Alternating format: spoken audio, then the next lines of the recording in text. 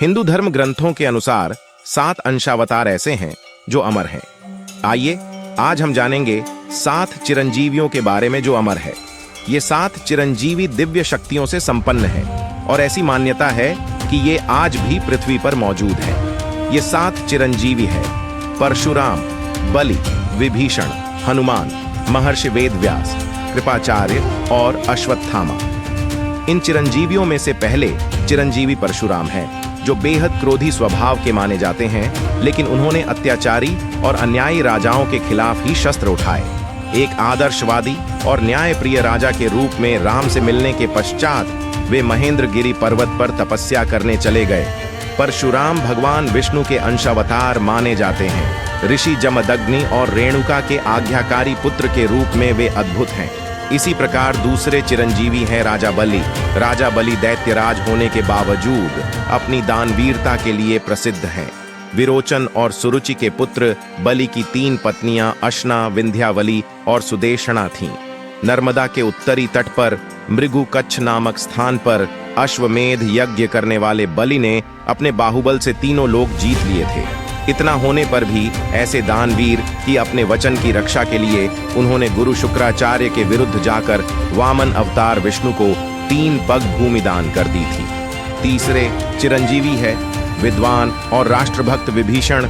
इनको घर का भेदी लंका ढाए जैसे मुहावरे के साथ याद किया जाता है। पर विभीषण ने लंका के हित में रावण को बहुत समझाया कि वे माता सीताराम को लौटा दें।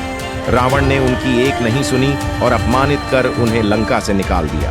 विभीषण ने राष्ट्रहित के लिए रावण का विरोध किया और भाई तथा कुल के द्रोही होने के कलंक को माथे पर ले मातृभूमि के हित में कार्य करते हुए सत्य का साथ दिया। चौथे चिरंजीवी है महर्षि वेदव्यास। वेदव्यास महर्षि पराशर और सत्यवती के पुत्र थे। अपना रंग काला होने के कारण एक ओर वह कृष्ण कहलाए तो दूसरी ओर यमुना नदी के बीच एक द्वीप पर जन्म होने के कारण उन्हें द्वैपायन भी कहा जाता है। महर्षि वेदव्यास अपने अथाह ज्ञान के साथ साथ पुराण, महाभारत तथा वेदांत सूत्र की रचना के कारण महर्षि वेदव्यास के रूप में सम्मानित हुए। महाभारत को पंचम वेद भी कहा जाता है।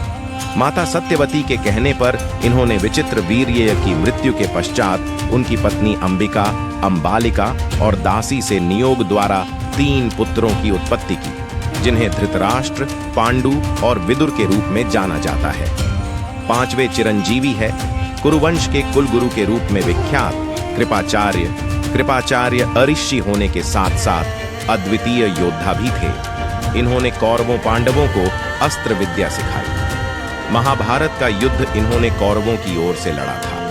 कृपाचार्य परिस्थिति के अनुसार अपने को ढालने के लिए जाने जाते हैं, इसलिए ये कौरवों की ओर से लड़ने और पराजित होने के बावजूद पांडवों के कुलगुरु के पद पर आसीन हुए। 6वें चिरंजीवी हैं अश्वत्थामा। ये गुरु द्रोणाचार्य और गौतमी के पुत्र हैं। अश्वत्थामा प्रचंड योद्धा होने के साथ साथ अपने क्रोध और अहंकार के लिए भी जाने जाते हैं। इन्होंने महाभारत का युद्ध कौरवों की ओर से लड़ा। अश्वत्थामा ने रात के अंधकार में युद्ध के नियमों को तोड़ते हुए पांडव शिविर में जाकर पांडवों के पुत्रों को धोखे से वध कर दिया था। इस अपराध के लिए कृष्ण ने उनके मस्तक से मणि निकालकर रिश्ते हुए घाव के साथ अनंत काल तक भटकने का श्राप दिया था। 7वें चिरंजीवी है हनुमान, जो रुद्र के 11वें अवतार और वानर राज केसरी तथा अंजनी के पुत्र हैं। हनुमान का जन्म ही भगवान राम की सेवा के लिए हुआ था। सेवक व सेवा का जैसा आदर्श हनुमान ने प्रस्तुत किया है, वह दुर्लभ है